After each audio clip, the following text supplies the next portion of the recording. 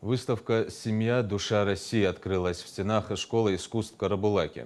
Семья Мартазановых представила свои работы. Мероприятия приурочили к столетию ингушской государственности и году семьи. Пробудить в семьях желание поощрять в своих детях творческий интерес. Одна из целей выставки, отмечает председатель Союза художников Ингушетии Муса Мартазанов.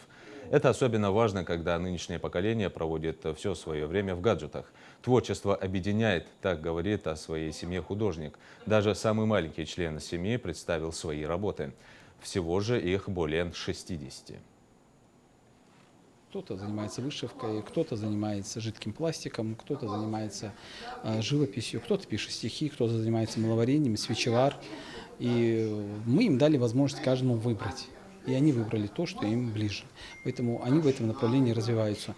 Это семья, которая является участником межрегиональных, международных, всероссийских, региональных проектов, выставочной деятельности. Я думаю, что они таковыми и останутся.